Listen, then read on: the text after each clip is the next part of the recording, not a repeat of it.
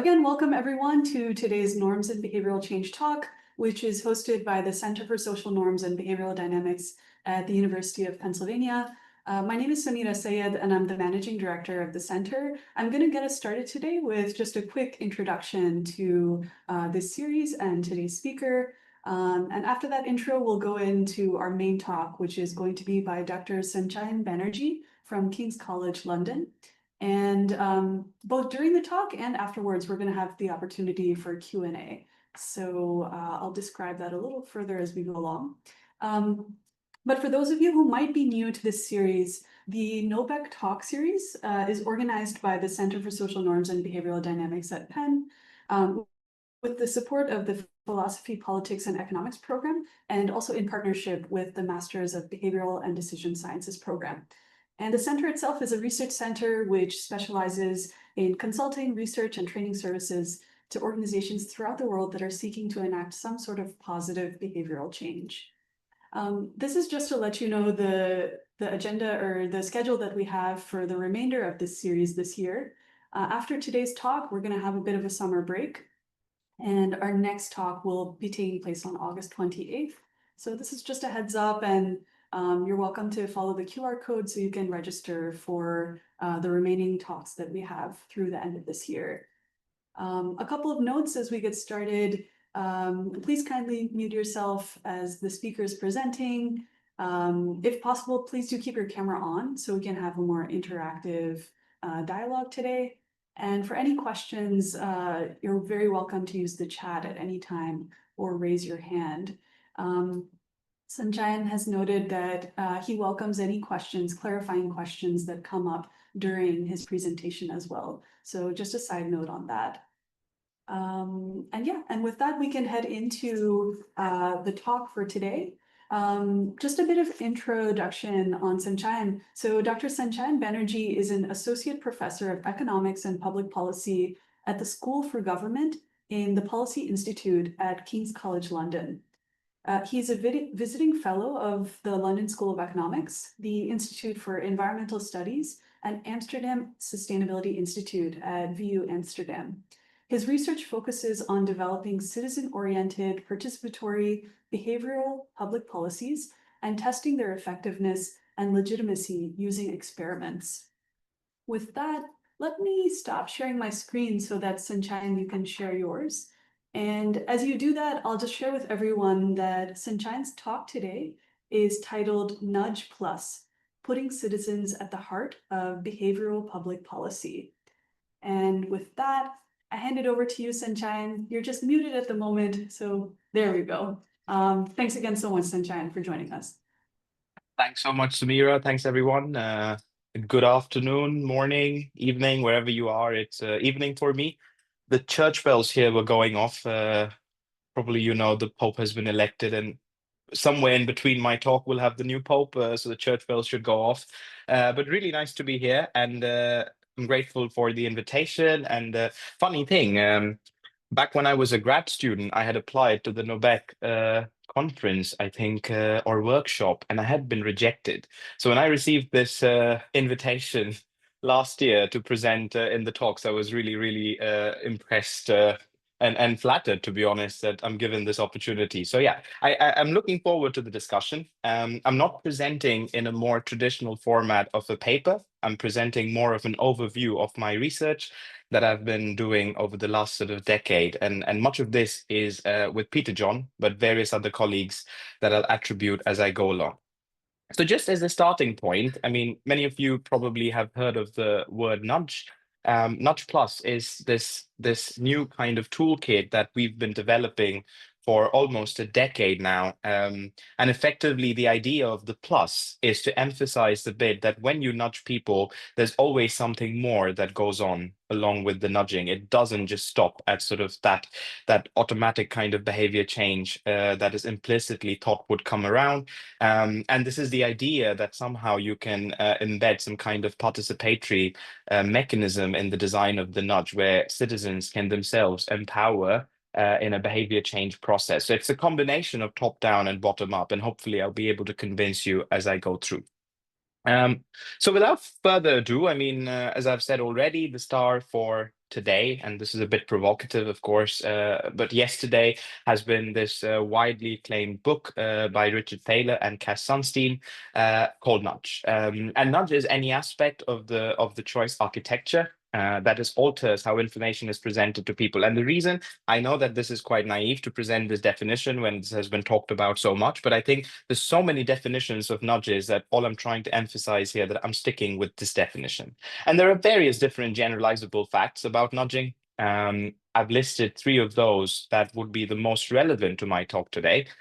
One, nudging is inevitable. I think Cass sort of repeatedly says this, and I think this has been around even before we made it such a big word. Marketing scholars have been doing this for some time. We're really surrounded by nudges. It's also quite powerful and cost effective. There were early studies, for example, by Banerjee and scholars, but have been recently criticized, for example, by the legal scholar Avishalom Tor, whose based is Notre Dame, around assumptions specific to nudging. And the most part of it is of this talk today is going to be revolving around this third fact, which is nudging is liberty preserving. So this is sort of quite a strong assumption that is made around nudging. Um, and core to this assumption is the idea that, so long that people are watchful enough that you can actually get out of the nudge, this would preserve your liberty. And oftentimes this is also said to be autonomy preserving. And this is something that we find quite challenging to sort of agree on terms with. So I will sort of focus a bit more on that bit as I go along today.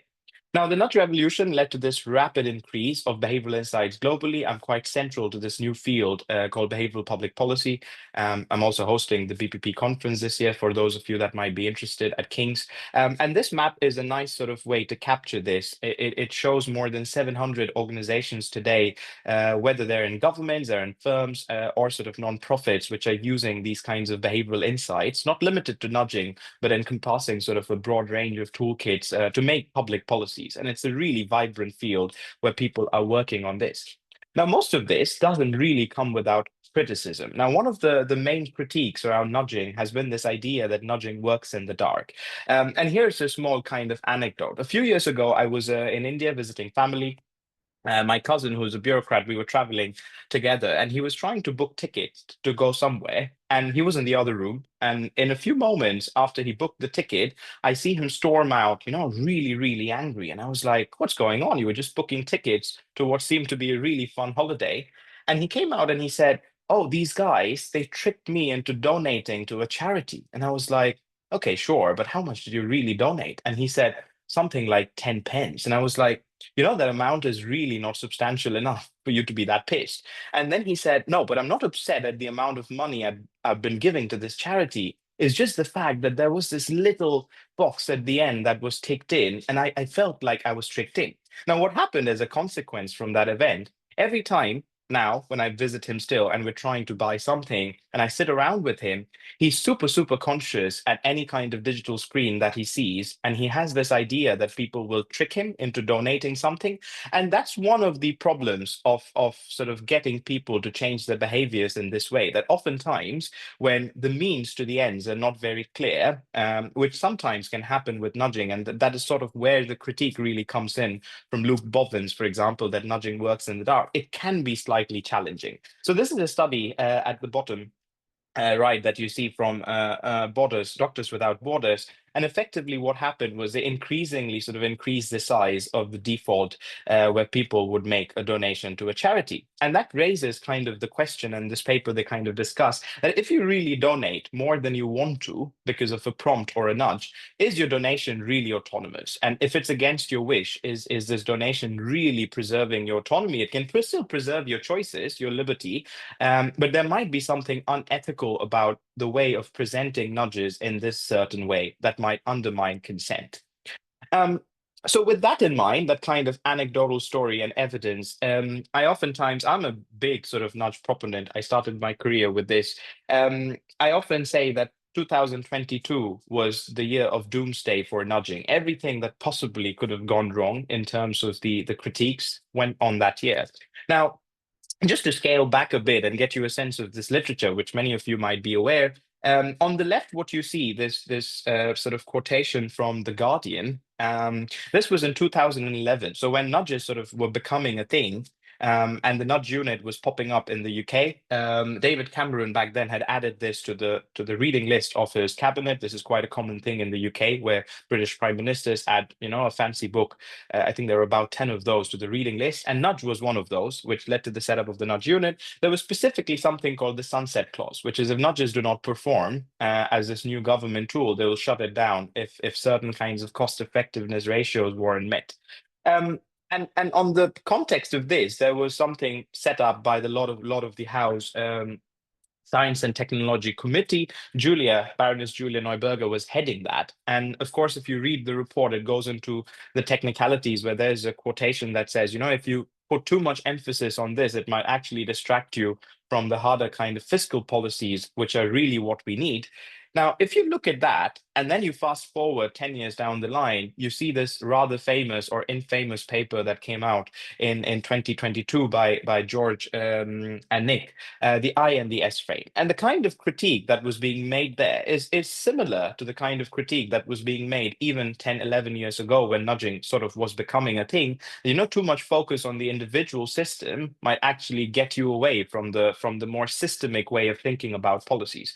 I'm not going to take a side here. I think that's kind of like too much of a naive debate to actually say your I or S frame. I think there's a whole space in between that. But that actually led to a lot of discussions in BBS. If you're interested, I would recommend reading up the commentary section of this article. I think Cass also called it a conspiracy theory as a comment. So I think it was really funny reading how this was evolving. But then this claim was sort of followed up with lots of meta-analysis that came up in the same year. So then on the right-hand side of my screen, you see a summary of all these other papers that were all claiming that, most of these nudging interventions have low to moderate effect sizes. So now we find ourselves, 10, 15 years of nudging. Everybody is doing it, but now we're suddenly going back and saying, oh, we're scratching our heads. Oh, maybe this might not be the right thing. There are problems with autonomy, there are problems with the effectiveness, and is this really what we want to go to? So this is a new paper of mine, Behavioral Public Policy. It's come out in Policy and Society. We chart out the developments of this new field and nudging in particular. And I try to categorize the problems with nudging, loosely defined, in three things. Definitional ambiguity. I think this is a big problem with nudging. Effectiveness threats, as I just sort of defined, and ethics and legitimacy of the policy. And I'll start my propositions. I have two propositions for you today, building up to Nudge Plus. Most of this starts from this last bit of ethics and sort of legitimacy. So proposition one for you is that it's really time that we build agency in behavioral science and public policy. I keep it broadly defined. For a long, long time, we haven't really focused on interventions that focus a lot on agentic capabilities of people. And when I say agency here, and this is a big topic that I'm working on now, it's really hard because different fields have different work on this. There's big work on this in psychology, for example, from self-determination theory. This is a fun work that I did with a philosopher, Till, extremely well articulated in his work what agency is. And we define it as the capability of building intentions on acting on them. And I think most of the behavioral interventions today, as we see them, oftentimes undermine this agency in the sense that it doesn't let you develop your own intentions before you get started. So we argue in the paper that building agency in this way, can allow you to articulate preferences in a better way, depending on whether you're an economist or a psychologist. I'm an interdisciplinary scholar, even though I'm trained as an economist. So it's fun for me, when people say, oh, you don't really have preferences or they're context dependent. So wherever you stand on that, what I mean by this, it just allows you to, articulate what you genuinely want at this point in time.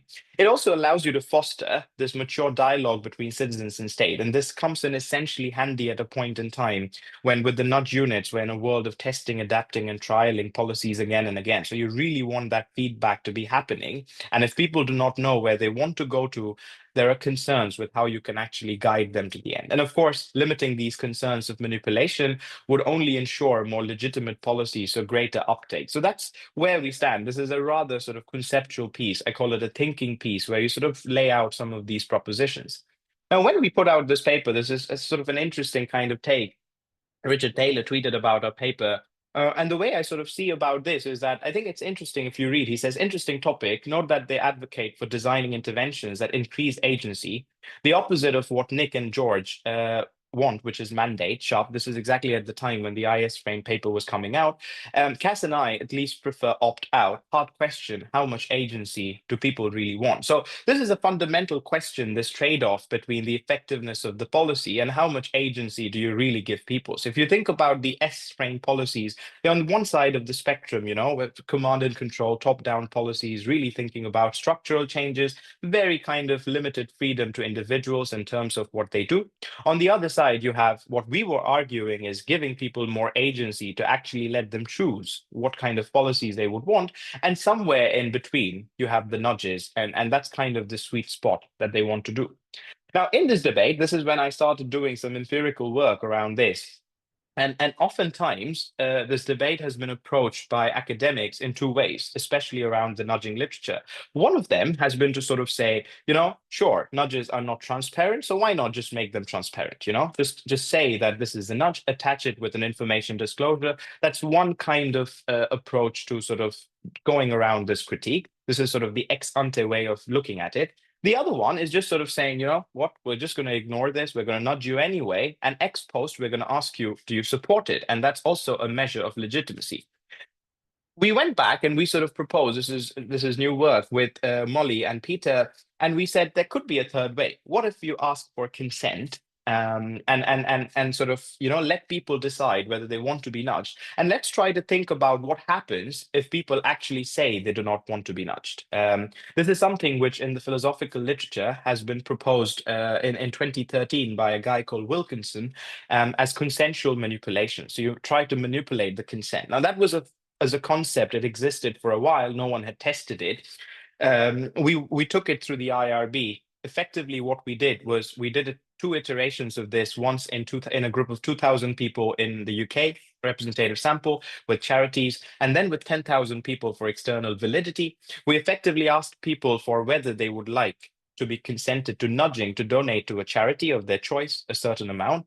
And then randomly we violated their consent. So if you told me, oh yeah, I don't want you to nudge me to donate this, we still sort of nudged them and saw what that led to. Now, to summarize the results very quickly, as the tagline of this kind of study shows, that we found that when you nudge people against their consent, it is still very effective. So actually, the defaults are very sticky and people end up donating the default amount to the charity. However, it really, really pisses them off, and that's not surprising, And in terms of a range of well-being measures, we find that it reduces their levels of happiness significantly. It makes them more resentful. It makes them regret their decision to actually donate to this charity of their choice.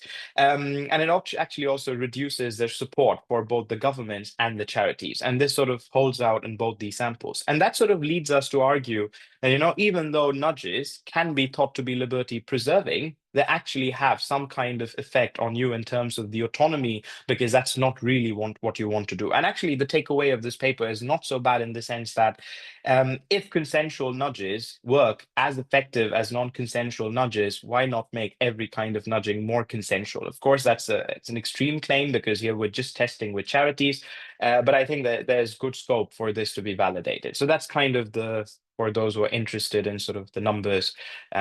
You see the 6 different outcomes here that we showed across the 2 different studies working. So building on that, moving on to my second proposition before actually introducing the Nudge Plus sort of conceptual toolkit and the tests around it. The second thing is, sure, if we need consent and if we need to build agency, there must have to be tools that can allow us to do this. And one of the core propositions that we've been going around with quite some time, and Peter even before me, is this idea that reflection, allowing people to sort of think through carefully their choices. And this is not reflection in the sense where you sit down and deliberate with other people. There's actually reflection that you have amongst yourself when faced with a decision, can also allow you to build agency. And this is sort of the work that I have been doing, calling it Nudge Plus, and I'll give you a bit more semantics around this, where we try to incorporate reflection at the time of the delivery of the nudge. So imagine you being faced with a nudge, And at this point, we think that if we make you reflect on your choice or your preference or the nudge in some sense, you would be able to judge better whether you'd like to take up that nudge. So people like nudges, it seems. There's a lot of literature around this. And reflecting will only just debias the effect of the nudge. So it makes it more ethical. And then with a pinch of salt, it can increase the effectiveness of the nudge, but also the reactance. And I'll show you some evidence where it has actually worked both ways. So we think that this is, like stretching a string, that's sort of an elastic string that expands on both ends. So if a nudge is really effective, and these are sort of average treatment effects. Of course, there's a lot of heterogeneity. Since they work on a majoritarian principle, if most people agree with this nudge and sort of think that this is good for them, of course, making them reflect kind of makes them work even better. But there is that chance where if it doesn't work on you and if it backfires to begin with, it actually makes it work even worse off for people, and therefore it opens up this window of thinking about when to make people reflect and when not, and often maybe to make them reflect given it might have other benefits. So a nudge plus effectively is a policy which combines this possibility of reflection that is made proximate with the delivery of the nudge. So Peter and I have a new book which is coming out, where of course we do a lot more discussion around this, the psychological sort of mechanisms of this. But effectively, the core philosophy of a nudge plus is this idea of perspective transformation. So when you prompt people to think, it works with what we call PAT. So once you've prompted thinking, it allows people to actually articulate their genuine preferences, pause and think what they really want and reevaluate it based on where the nudge would have taken them to go. So it's kind of that knee-jerk reaction. We don't really want to make people thinkers to the sense that they think and philosophize about everything. Is just that one quick sort of jolt at the time when you're thinking about going with the nudge or not. And designing, of course, this nudge plus depends on two different things. The one, which is really crucial, is the time of the delivery. So we've done experiments where, you can deliver this reflective exercise either before or after or alongside the nudging. And of course, the combination strategy. So it could be a two-part device where the thinking element and the nudge are just made proximate to each other. So they're still sort of tangible and different from one another. Or they're built into one kind of toolkit where you combine and they're not separable. And of course, you might ask, what could this reflection be? In the book, we have a whole chapter around this where reflection can be varied. And it could be, prompted on one's own beliefs and attitudes. It could be on the ends or means of the policy or the policy maker, and so on and so forth. And each of these predictably have different kind of testable propositions for the nudge plus. Not all kinds of reflection will lead to all kinds of outcomes in similar direction for the nudge. And just to top it off, this is the trickiest part, I think, of our work, because neither Peter or I are psychologists by training. And of course, this thinking process is also quite a debatable topic in psychology, especially I think Kahneman himself at some point in an interview said that he actually was not very happy with the Thinking Fast and Slow book, especially how it was taken up in sort of creating this false sense of dichotomy in how we think. But we kind of latch it on to this new three-system thinking model, which has been proposed by Denise. This is a really good paper in Brain and Behavioral Science this last year, which sort of pegs it against one another. So it kind of takes away this idea that you really have two systems. What it says is that when you're faced with certain kind of decision, you oftentimes have two different kinds of responses that come up with a certain kind of stimuli. And based on sort of the mismatch between these two responses, there is kind of some third element that kicks in when, if this difference is too greater than the threshold, there is a corrective mechanism that comes in. And this is what we think the plus enables you to do, especially when prompted in the right way, is if you're being led in a certain way by the nudge, and if we prompt you to actually think very differently, the system can kick in when you reevaluate your priors and think, oh, maybe I should take a moment and think whether this is what I really want to do. Now, Nudge Plus really comes from a long think agenda. This has been called by different scholars in different names. Cass Sunstein referred to this as System 2 nudging, which is a more kind of slow and reflective nudging. Peter had a series of books on this, Nudge, Nudge, Think, Think, where effectively you would get people in large groups, sit them down together, You can think of these as the deliberative democracies and citizen assemblies and all these kinds of forums, where 10,000 people get into a room, think about a policy, come out, the climate assemblies, for example. However, one of the conclusions of both these books, which came out of large trials, was that most of the times these nudging and rather large thinking policies have similar effects. So they are quite effective in leading to behavior change. But of course, as you can imagine, the things are not so feasible. They're not pragmatic. You can't just, get 10,000 people, or even for a matter of fact, 100 people in a room to think about everything where we might face a problem.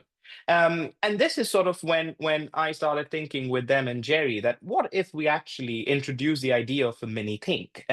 What you can actually make someone think in within themselves. You don't even need a group to think about this, about what you can do. And an example of this is, for example, on my screen here, the cool off periods. There's been quite a lot of work on these. I love this actually in TikTok and Instagram these days. Whenever there's sensitive content, you will actually see this kind of pop up. It's a cool off. It gives you a moment or two to think whether this is really what you want to do. And this exemplifies the idea of a quick reflection at any point, which just encourages you to take a moment, pause, and think whether this is going to work. And of course, this opens up huge different kinds of conversations. I was giving this talk to Ofcom, which are regulatory colleagues for communications in the UK the other time, and they said, how would this work for children?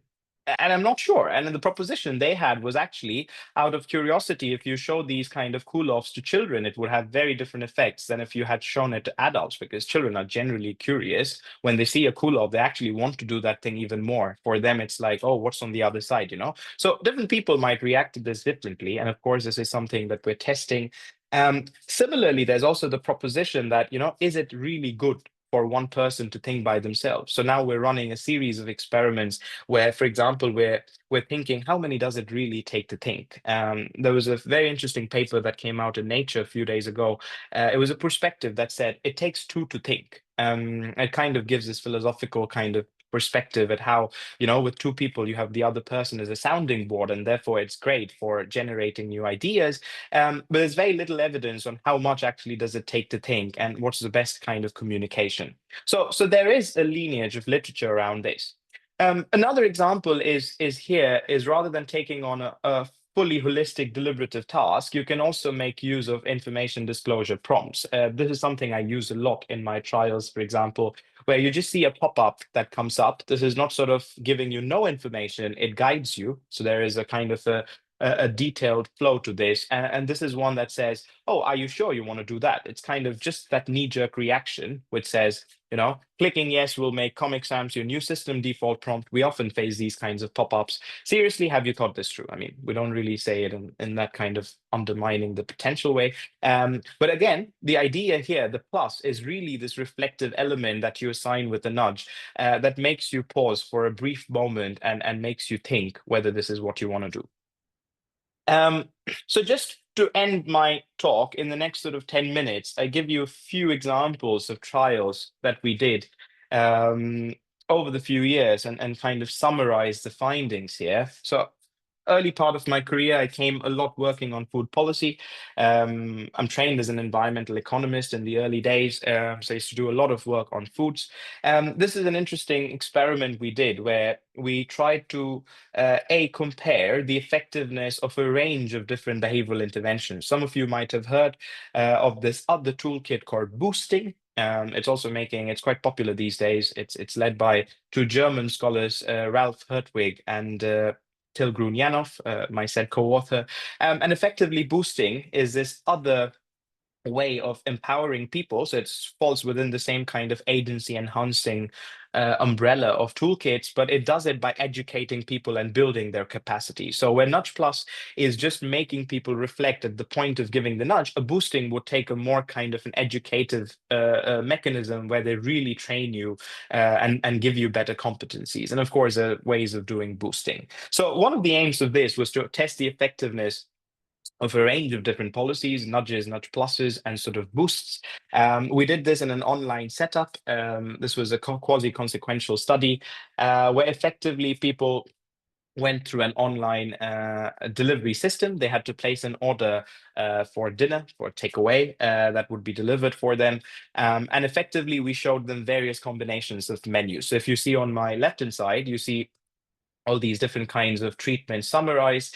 We of course had the default. The default worked by just defaulting people automatically into the green menu. Classically, as it works, you have to opt out to go to the general menu. Then you have the carbon labels. You have quick rules. That's a kind of a boost where you give people a set of rules that they need to memorize, competency building. Implementation intention, going down the more sort of goal width way, if and then plans. If you do this, then you'll do that. Then we had a pure think. This was a pledge where effectively, and I'm going to focus a bit more on this, where effectively you had to do two different things. So first, we asked people whether they would like to pledge to eating a sustainable diet that specific evening.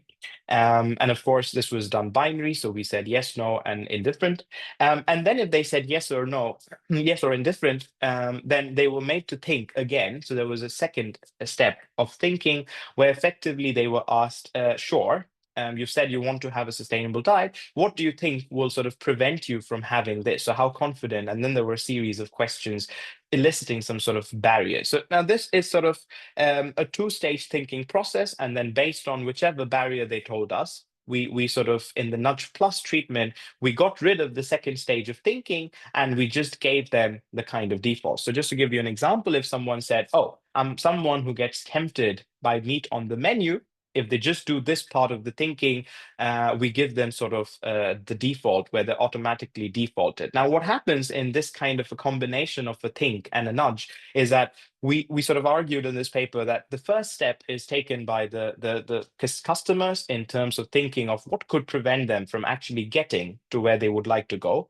Once you've gotten them to think about their own agentic capacities and their preferences of what they really like to do, the nudge actually kicks in to make their lives easier. And if you think about it, that's really what a nudge, at least we think, is meant to do. It's meant to make your life easy for you by getting you to where you would like to be. That's kind of the definition of the nudge, as judged by themselves.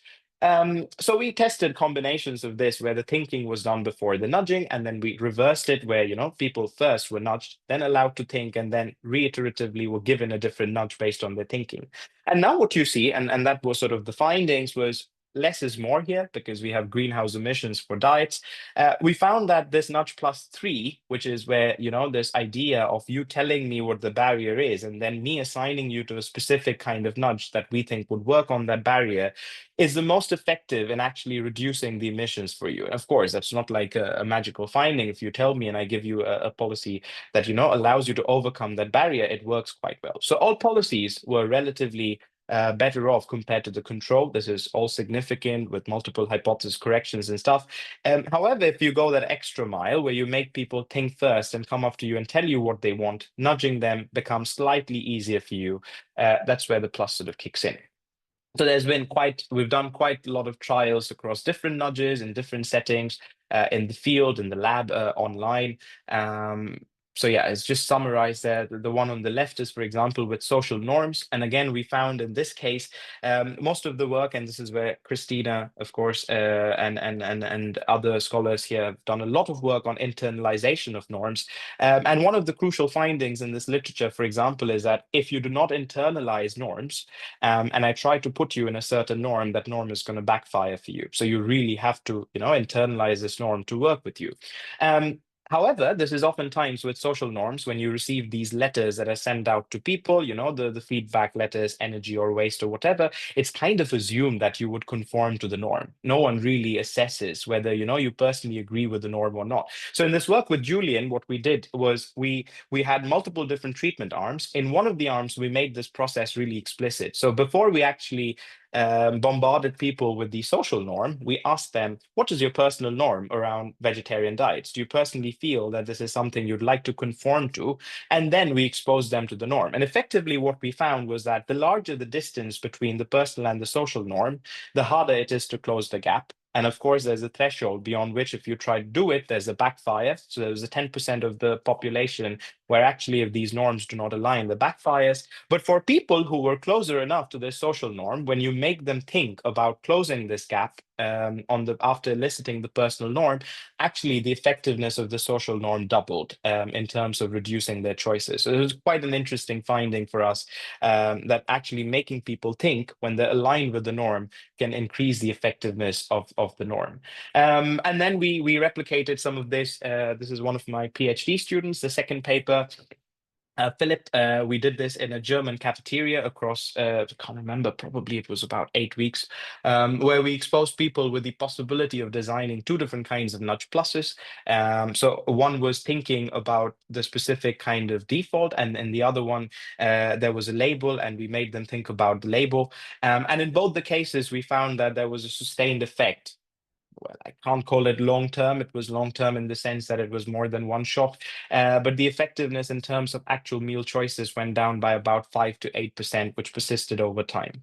And then the third one, this is sort of work in progress. It was a large field experiment we did with the Scottish Council in Fife, where we were thinking of, again, going back to the norms kind of scenario. We sent people letters that compared their house waste, which was measured and real, and grocery bills, which were reported, to the average every week. So every week they would report their household waste and the grocery bills, and then they would be sent what is like a home energy report, but a home waste report, where it will be summarized how much they're producing, how do they compare in a different treatment arm to the average people in the neighborhood. And in the third treatment arm, which was a Nudge Plus, they were given the option to actually speak to a member of the council to think about what are the additional things they could do to actually reduce their food waste and save the money. So it's and where do they really stand on this sort of norm conformity?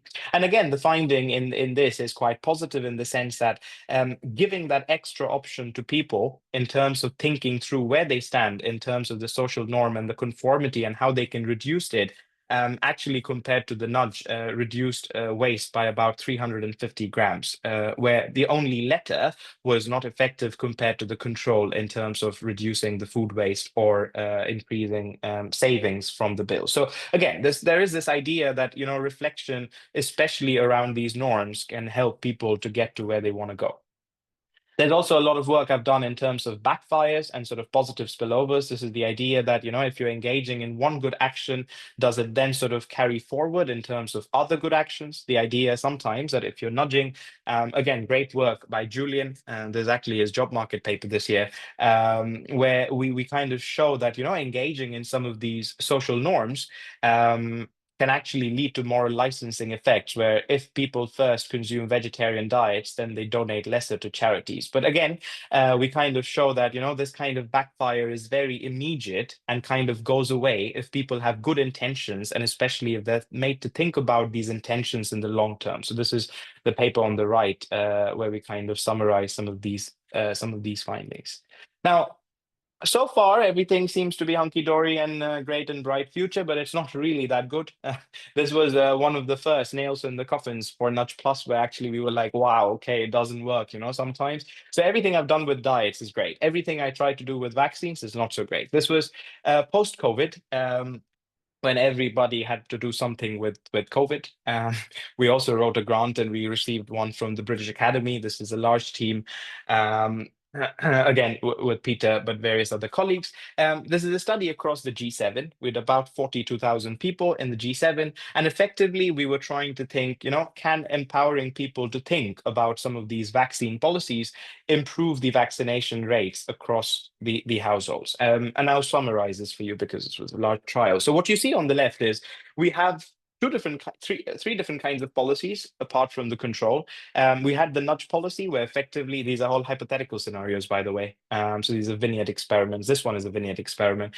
So in the nudge policy, there were a lot of discussions going around this time, what kind of vaccination policy would work across the countries. One of them, which was coming up to the forefront, was this idea that, if you reserve vaccines for people and make them take it, they would be sort of willing to do it. And there's large evidence from field experiments, actually, in the case of influenza vaccines, that reserving these vaccines for people, improving this convenience, actually increases the uptake of the vaccine. Now, with COVID, we wanted to test this. So the nudge was this idea. We told people, hey, the local clinic has reserved this for you. You're receiving a call, so you can take it at your convenient time and day. Then we had a thinking policy, which basically just said, The government is rolling out new vaccines, boosters. This was a time when actually there was a new wave of the Omicron variant.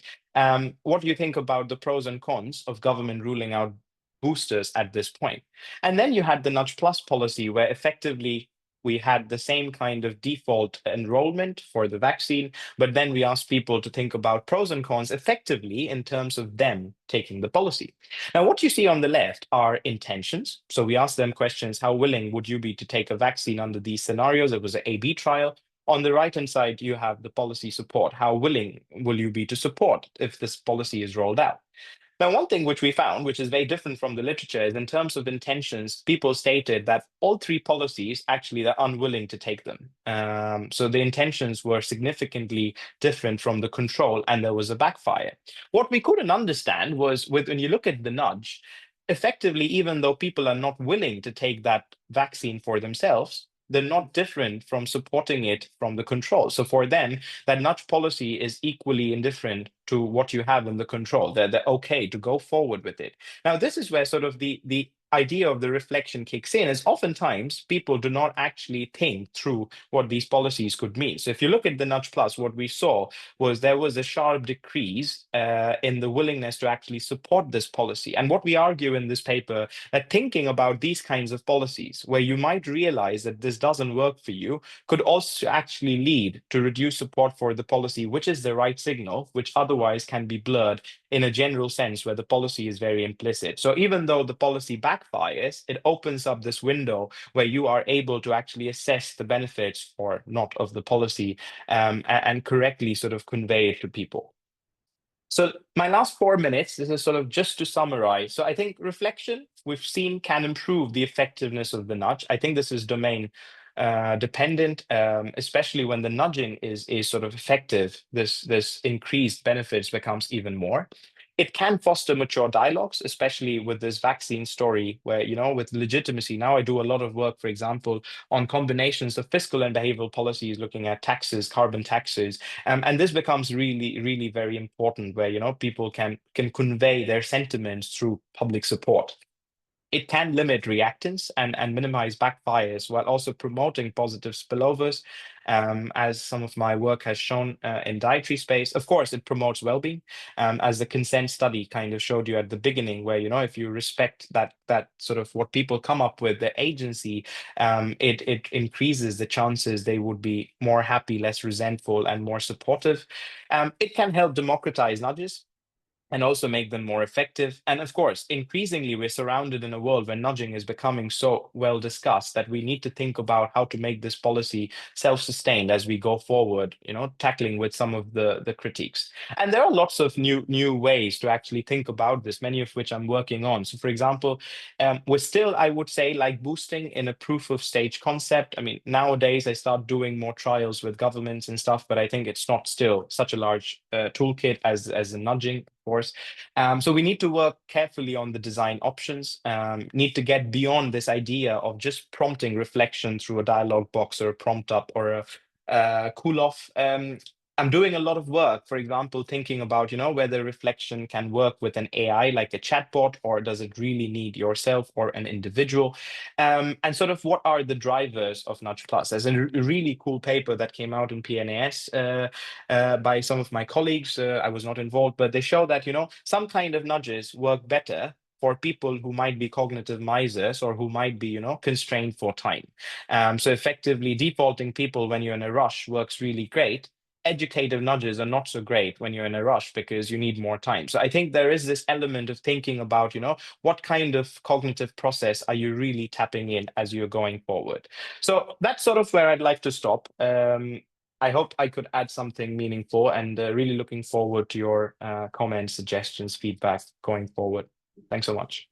Absolutely. Thank you so much, Sanchayan, for such a compelling and also for the meaningful work and findings that you just shared.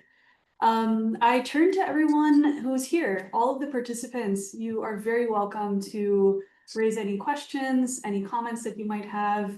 I see some applause emojis happening. Chris, please feel free to go ahead. Good afternoon or evening, everyone, wherever you may be.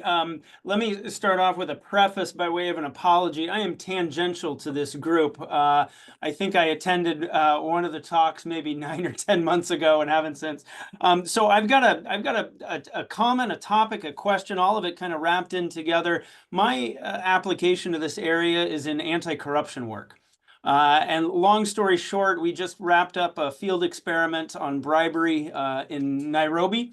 And we introduced a behavioral field experiment. It was a two-part kind of thing. And the behavioral field experiment provided an opportunity for a random sample of the general public to choose whether or not to participate in a corrupt opportunity that would have been beneficial to them personally. And naturally, the manipulation was a negative externality manipulation, right? If you do this, it has the potential to hurt others. And the thing that we found was that intervention was only effective on people who already held strong anti-corruption beliefs. Right. And so this is the framework, and which is why I might be hopelessly naive for this community. But when I hear the Nudge Plus framework and it's leveraging existing agency, we're talking about I think we're talking about reinforcing pre-existing beliefs as opposed to converting those beliefs, right? That people who already care about the environment are going to have a low carbon lunch. As opposed to converting. And so could I ask you to comment on that a bit more, or maybe a little bit more in depth? Have the nudge experts kind of given up on converting people's beliefs and expectations directly, and instead using the nudge as a catalyst, it's hoped to be a trigger for a collective action problem, so that then the population will kind of convert each other? Or what's the state of thinking on that? Yeah, thanks, Chris. I think it's kind of the core of the Nudge Plus. I think let me tackle the second one first. I don't want to say I represent the views of all the nudging experts. This is my reading of how the nudging works. I think prima facie, if you give a nudge to a person, it doesn't really change their beliefs. I think it's just altering how choices are presented to people in a sense, in an attempt to get them to doing the right thing. However, there is a caveat here, is that if nudges are repeated subsequently over and over again, and if people do not take a distaste against the nudge and repeatedly engage in the existing behavior multiple times, there is some work that kind of shows that that might actually lead to behavior change. So even without the nudge, you can actually get to do the same thing. And I think that's how nudges would actually get to change your behavior, rather than as a jump start, you give a nudge and that changes behavior. I don't think that's how nudges were conceptualized even to begin with. I think moving now to your first question of sort of where the plus and the nudge plus kicks in, I think we really don't want to sort of say that this is meant to change behaviors again, because the premise of the nudge plus builds on the premise of the nudge. So I think the plus here is really, as you're trying to say, is taking advantage of these subgroup effects that we find within the population and trying to amplify the subgroup effects, and in an attempt to kind of close that intention behavior gap. Because if there is someone that kind of wants to do the right thing but is unable to do it, and then is given the wrong kind of nudge, that misfit sort of prevents them from getting to the place. I think that's where we think the plus can really come in, that if we know for sure what this person wants, and then we give them the right kind of nudge, that goes better way in sort of getting them to do what they want. And I think that was kind of the conception with nudging to begin with. I think it is sort of thought of as a majoritarian policy, but it gets most people across the line, and on average people do better. There was this rather interesting paper when libertarian paternalism was published, which I think was called Asymmetric Paternalism by Colin Camerade. It was born out of the same symposium where this other way of thinking about what public policy was being discussed. And I find this paper really interesting because one of the things they show is it's explained with an example where, imagine you're defaulting people into a certain kind of a pension contribution. And let's say I make this default 6%. Of course, if there are more undersavers in this population, putting it at 6% is better, because all those suboptimal people will now sort of save optimally and increase it to 6%. there will be some losers in this game still, because there were some that knew exactly what they wanted and might be actually oversaving, but now are sort of being defaulted to save less. So I think there's always this risk with nudging. And that's where sort of the backfire comes in. If the majority actually disagree with the nudge, then you end up in that situation when it doesn't work. The plus just helps you figure this out from the very beginning, where I think most of the times with nudging, it was assumed that the policymaker, in the absence of knowing what the citizens really want for themselves, would be able to make an informed guess based on the societal goals and get you there. I think what we're saying is, let's just take a step back and try to figure this out from the citizens, so you don't have to judge what is as good for themselves. So I think that's where sort of that would be my kind of take on your questions. Thank you. Thanks very much, Chris. Others, please feel free to raise any questions or comments that you might have. We have quite a while, up to 10 minutes we can take for any other questions. Please don't feel shy. It's a warm, welcoming group we have.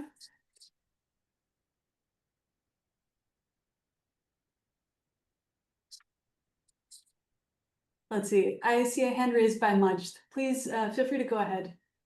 Sorry, I'm not able to open the camera, but I have a question about the intention of using the nudge. So as far as I know, nudge work as more or less if people don't know about it.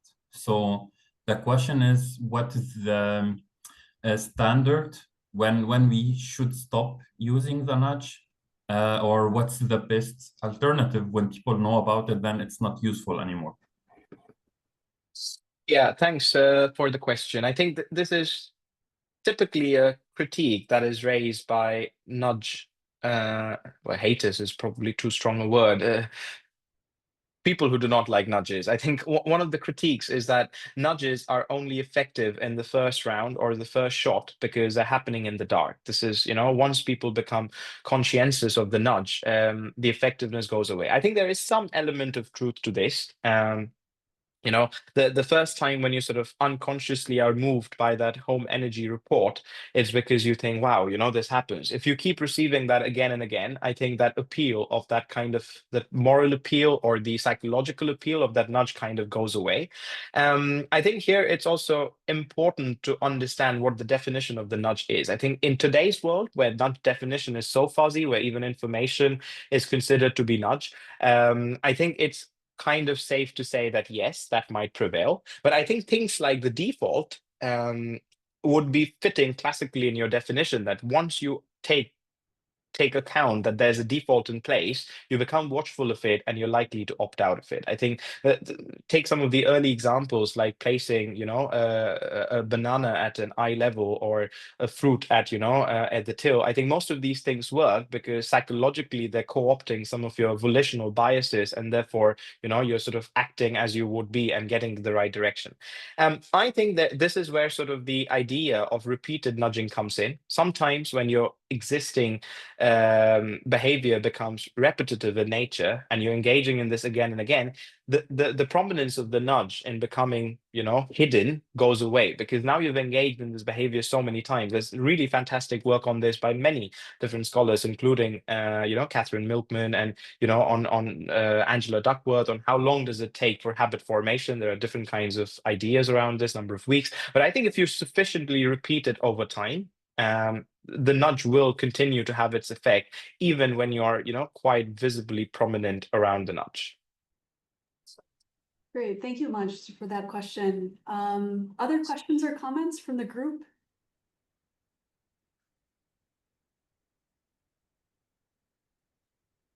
As we're waiting to see, oh, okay, Chris, go ahead, yeah. Sorry, it's such a fascinating topic, and if nobody, I wasn't going to take up airtime, but as long as nobody else is saying, what about work then on making people more receptive to the nudge? I know that the nudge fundamentally focuses on a pre-existing agency, but there's got to be work around sort of that gray area between people who are resistant to it ahead of time versus who already feel it. Yeah, there is a lot of work around, I think, on, making nudges more transparent. I'm not sure if this exactly answers your question. But I think the series of work was mostly falling under camp one of my ex-ante response to the whole nudge as a manipulative kind of critique. I think the way they started coming up against this is saying, oh, let's just add information disclosures and make the nudge very transparent to begin with. George Lowenstein published a paper which literally was called "Warning, You're About to Be Nudged." I love these kind of papers because that's what the paper did. They gave a warning that you're about to be nudged. And the experiment findings kind of showed that actually making people, informed about these kind of nudges does not reduce the effectiveness of the nudge. And today there are lots of other scholars who've worked in this area. There's a very informative meta-analysis or scoping review that I edited last year now by Patrick Michelson, which is a scoping review of all the different kinds of effectiveness and transparency studies. And I think the baseline finding is still the same, that on average, making nudges more transparent and taking people, making people take stock of these nudges when you deliver it openly doesn't really affect the effectiveness. I think our concern on this point is more in the sense that, sure, that works, but it's not the same thing as saying that people still consent or are willingly going with the nudge. Because one thing we argue is that once you're under the influence of the nudge, that kind of distorts your preferences to begin with, if we assume you had other preferences. It's kind of the anchoring debate, that you're biased already because there is a nudge, because we haven't sort of gotten a sense of where you'd like to be. This also explains why people who have very, very strong beliefs, and I think there is good evidence now, at least experimentally in the field, that people with very strong beliefs are very hard to move with nudges, and sort of now taken into account with the whole idea that if you nudge multiple times, the persistent kind of goes away. So, for example, Delavinia and Liz Linos, they have this paper where they show that, if you take away the nudge in this large kind of study, then with every passing day, the nudge loses about 8 percentage points. I mean, again, this is apples and oranges being compared. We need to be careful with how much we can really extract from these, but there's still that sense that persistence is going down, reactance is very high, effectiveness is low and moderate, and then sure, you're being transparent, have some effectiveness, but what does it really mean for us? So I think, yeah, it's a bit tricky where we stand. It's a convoluted literature. Great. Thank you for that, Chris. Let's take 2 more questions. First from the chat from Penelope, and then Flora, we can come to you. So in the chat, Penelope asks, when do you think boosts versus debiasing versus nudge plus would be the most appropriate to use? Which behavioral technique do you think may lead to longer lasting change? Yeah, thanks, Penny. Nice to see you. Penny is actually my colleague from Ofcom. Oh, excellent. It's interesting. I mean, we do not have, I think nudge plus and boosting are rather relatively younger concepts. So we do not have enough studies to actually comment on which one would lead to long-lasting change. Unfortunately, just as in general behavioral science, there are very few studies that go into long-lasting change. I think the best I can remember is Alcott and Kessler, which sort of goes into the home energy reports, which gives you a sensible 10-year estimate on reduction in savings, which is 1 to 2% in energy. I don't think there are good studies around this area. So I think we should build more of these studies. So I wouldn't prematurely sort of comment which might be better. Conceptually, we argue that, of course, if you take into account the fact that people are more agentic and if they're sort of engaging in behavior change, there is more scope for boosting or nudge plus to give you that long-lasting change, which superficially the nudge might not deliver. I think in terms of when it is more appropriate to use, so both in our book, and I know there's a book on boosting that's coming out with Ralph and Till, we both argue that there are prerequisites to engage with these kinds of interventions. So both for nudge plus as well as for boosting, you need the person to be self-motivated, you need them to be conscientious of the change, and you also need to have the right intention. So I think if these are not in the right place, if you try to boost or nudge plus them, it's not going to work because not everybody could engage with these interventions. There will be some kind of distributional consequences. And I think that's also the benefit of nudging, that it's a low cost kind of solution. It's very easy to scale up, and which is why you see wide scale implementation of it. Great, thank you, Penny. And last question, let's turn to Flora. Flora, please go ahead. Hello, fascinating topic. Thanks for the presentation. So I was wondering if promoting interventions that provide a space for reflection and thinking beyond like a friction screen, but I don't know, as writing intervention or a space for someone to talk aloud or someone to go for a walk and have this space for reflection. Could those be also connected to the nudge plus concept, or the nudge would involve something really simple and quick? And would this be a path to promote change? No, that's true. All of these are examples of reflective interventions, which, when combined with a nudge, can become a nudge plus. I think in the book, we kind of discuss the extent to which reflection can actually play out. I think reflective exercises can be quite quick, like cool-offs or prompts. They could also be very long, like we also, I think, say that therapy, for example, where you're self-reflecting, self-reflection is a form of reflection where you can engage in this consciously for a longer period of time. We do not have evidence on how these different kinds would actually play out in terms of effectiveness. So that's, I think, an empirical question which needs to be tested. But I think generally any form of reflection, as you outlined with your examples, combined with the nudge, could become a nudge plus. Great. Thank you so much, Flora, for that question, and also Sanchayan for going through all of these questions. We're now at the hour. We'll go ahead and wrap up. Just major thanks and gratitude to you, Sanchayan, for this excellent talk and really thought-provoking findings that you shared with us. And also to all of the participants, thank you all for joining. And then for those who were posing questions as well, appreciate your participation so much. I'm just going to share one very last slide, which is just a heads up in terms of the remainder of our talks this year. We're going to have a bit of a summer break, and then we'll come back to the talk series as of August 28th.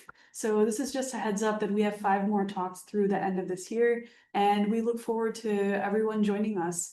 Please do make sure that you're registered so that you get all of the updates as these come up. So again, thank you so much, everyone, and thank you, Sanchayan. And we can wrap up with that.